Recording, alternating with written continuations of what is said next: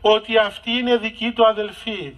Πολύ μάλλον περισσότερον όταν κανείς για την αγάπη του Θεού, για την πίστη σε αυτό το οποίο υπηρετεί, γιατί είναι ένας αγιορείτης ηγούμενος, ο οποίος έκαμε το καθήκον του, ευρίσκεται φυλακισμένος.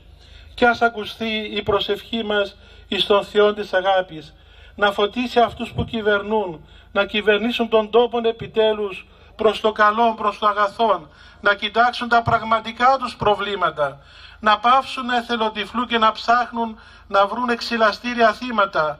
Αλλού είναι τα προβλήματά τους, δεν είναι στον πατέρα Εφραίμ, δεν κινδυνεύουν από αυτόν, δεν κινδυνεύουν από απλών μοναχών, δεν κινδυνεύουν από κανένα. Εμείς κινδυνεύουμε από αυτούς που κυβερνούν, ο τόπος κινδυνεύει από αυτούς.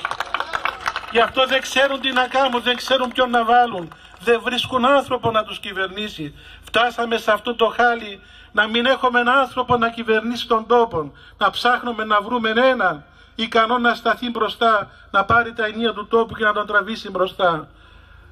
Τι κάνουμε? Ο καθένας στη δική του θέση, στο δικό του πόστον, εκεί που η πρόνοια του Θεού έβαλε τον κάθε έναν να αγωνιστούμε, να σταθούμε δυνατοί, ακλόνητοι, έχοντας μέσα στην ψυχή μας βεβαία την πεποίθηση ότι ο Θεός δεν εγκαταλείπει κανέναν, ούτε τον τόπο μας, ούτε την εκκλησία μας, ούτε το γέροντα, ούτε την αδελφότητα της Μονής, ούτε το Άγιον Όρος, ούτε κανένα. Και εμείς ξέρουμε πολύ καλά, είμαστε αυτόπτες μάρτυρες της αγιότητος και της αληθείας των πατέρων και του Αγίου Όρους. Δεν χρειαζόμαστε να μας τα πει καμιά καλού κακού, καμιά από όλες αυτές που δεν ξέρουν τι σημαίνει Άγιον Όρος, ούτε είδαν ποτέ τους άνθρωπων του Θεού και δεν μπορούν να καταλάβουν τι γίνεται μέσα σε αυτούς τους Άγιους χώρους καθημερινά. Άξιος!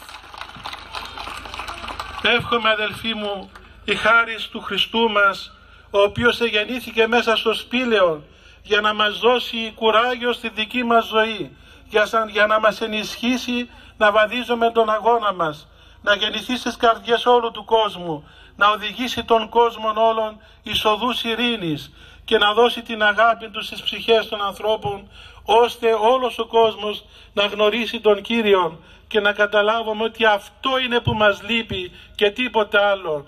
Αυτό είναι που έχουμε ανάγκη.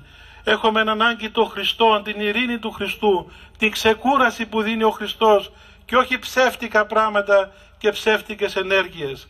Σας ευχαριστώ που τέτοιες μέρες άγιες και οικογενειακές, χειμωνιάτικες μαζευτήκατε εδώ για να εκδηλώσετε την αγάπη σας στο γέροντα, στο Άγιον Όρος, στην Ορθόδοξη πίστη και Εκκλησία μας, και εύχομαι χάρις του Κυρίου σύντομα να μας δώσει τη χαρά να έχουμε το γέροντα κοντά μας για να μας εφράνει με την παρουσία του.